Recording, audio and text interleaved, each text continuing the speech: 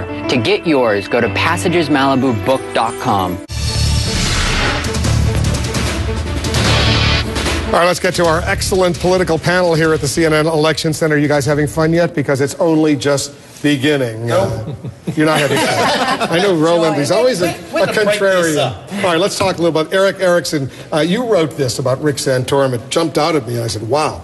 I really and genuinely do not get why we'd want to throw one senator elected president out of office, you're referring to President Obama, and replace him with a senator who couldn't even win re-election in his home state. You have no great love for Rick Santorum, do you? I don't dislike him, but this Rick Santorum rise boggles my mind. There are plenty of evangelicals in the race with longer records than Rick Santorum that are more successful. Even though 2006 was a wave year, in Pennsylvania, he lost by 18 percentage points, which was more than just throwing the bums out. That was a rejection of Santorum, and in fact, because of Santorum's 18-point loss, the Republicans lost 4 House seats tied to Santorum's re-election. So he hasn't been elected since then. Why would you want to try to put him up as your nominee against Obama? And you don't like Mitt Romney either. I'm not a Mitt Romney. I'm a none of the above guy right now. You don't like any of these Senate candidates? None of them have really excited me. I'm really disappointed by this field, and I really think when you talk to some of these guys privately, not these guys, some of the guys who didn't run privately, they're not sure that this is going to be a year for the Republicans. They like 2016 in the field you'd have there. Roland, let's say, and it's a big if, let's say Mitt Romney wins Iowa,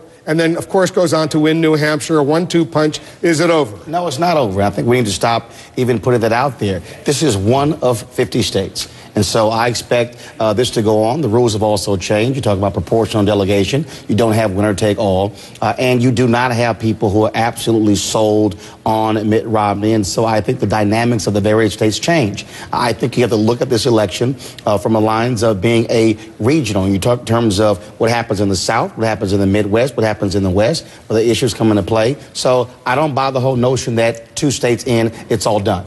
Gloria, you heard my interview with Michelle Bachmann. She calls herself now the Iron Lady, making comparisons to Margaret Thatcher. I don't see that, but somehow. Is there an element of sexism underway in Iowa right now? Because no. Iowa, as I pointed out in the interview with her, they've never elected a senator or a congressman who's a woman or a governor. You know what? It's easy to play that card, but I wouldn't play that card in this particular case because I think Michelle Bachmann has not run a terrific campaign. I think she peaked very early after the Iowa straw poll. She did very well in CNN's first debate that John moderated. And then it seemed to me that she really wasn't ready for the kind of scrutiny she got. She misspoke many times on the HPV virus issue. She said the vaccine she heard could cause mental retardation. Nothing to back that up, remember? And so I think that what she did was essentially shoot herself early on, and she could never kind of recover from that. So I don't think it has anything to do with being a female, although she might have liked to go shooting with Congressman King. I think she had wanted to go do that. I think that image of Rick Santorum when he went pheasant hunting with Congressman Steve King was popular in Iowa. I think that helped him. Hunting is important. Not shooting. Whoever comes in last or second last, let's say Bachmann or Rick Perry or even Newt Gingrich for that matter, is it time for them to think about dropping out? They should think about it for a couple reasons. I mean, first of all, right now everyone's making the noise that no matter what, they're going to pull up their stakes and move to South Carolina, go for the social conservative vote. Here's the thing. If the mission of the anybody but Romney camp is to stop Mitt Romney, the best thing for Mitt Romney is a fractured field of conservative alternatives to Mitt Romney. So the more folks stay in, the more that 75% is fractured, the better it is for Mitt Romney. So someone's going to come in last place at this. It's going to have to really look in the mirror and say, look, is this really happening for me or not? But they shouldn't drop out. It's one state. You don't drop out after one state. Yeah, but it's one too. Look, I understand it takes some money, but I'm saying also we have seen candidates fall by the wayside. Let me interrupt you for a moment. So 4 years ago on the Democratic side, you're saying Chris Dodd, Joe Biden, Bill Richardson, after they lost in Iowa, they shouldn't have dropped out? What I'm saying is Herman Cain went to the top, fell back. Newt Gingrich went to the top, fell back. Bachmann won the Ames straw poll, fell back. What I'm saying is you do not know what's going on, and Tim Pawlenty is at home right now going, what was I thinking? And that was, I mean, look, Tim Pawlenty definitely did it with a dumb move because he would have been up there to look at the alternative. He didn't have any money, but I mean, look, it is ridiculous to drop out after the Ames straw poll. It is not ridiculous to drop out. How much of a blunder was it for Newt Gingrich not to respond to all of these attack ads? You can argue this one either way. By the traditional rules of politics, it was a huge mistake. When you are being hit, you hit back. You at least defend yourself.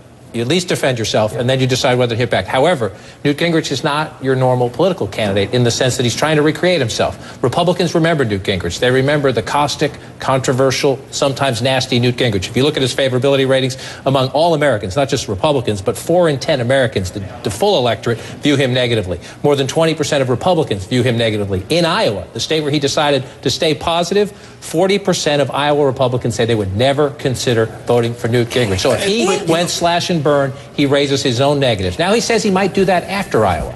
The question is, would he benefit from that, or would people say, ugh, negative Newt is back, and would somebody else benefit? Somebody has to be viable to benefit. Angry Newt is what put him in the game. Fighting with the debate moderators, fighting with Barack Obama, fighting to some degree with Mitt Romney, put him in the game. For him to then back up, I realize he didn't want to get caricatured. But people don't vote for relentlessly negative people for President of the United States. They like optimists. But this isn't the primary. And he didn't have the money, so he tried to make virtue out of a necessity. Let me play it. Let me play a clip. Ads. I want to talk about this. Let me play a clip. Here's the former speaker.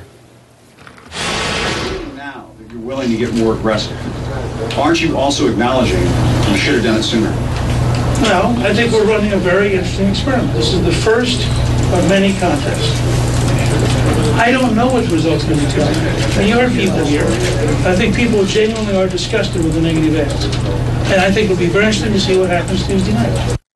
You know, I think people may be disgusted with the negative ads, John, but they work effectively. That's a lesson we're all learning from Iowa right now. And if there's any doubt that the general election campaign is going to be nice and positive, forget about it. Right, this is the first glimpse of a post-Citizen United world, and I think Newt's feeling the brunt of that. But here's an interesting point. First of all, he's saying, look, he's had millions of dollars of negative ads direct him. They have had an effect. And I like the way he's now saying, look, Iowa has a chance to send a message. If you don't like negative ads, don't reward them. But very interestingly, the Romney-related PAC, which has done the avalanche of negatives in Iowa, not running them in New Hampshire, in part because the independent voters, who are such a factor in New Hampshire, would actually reject them. And that's significant. I think it was interesting that Newt, until the end of last week, when someone told him that half of the money spent in Iowa on TV was negative against him, seemed to have had no idea that that's how much negative advertising was after him in Iowa. But also, he seemed pretty mad about it. It also doesn't help when you spend time signing books in other states when you should have been in Iowa campaigning. And so, frankly, you can complain about ads all day, but show the hell up, and you might have a shot. They were trying to get the Kane vote in Iowa,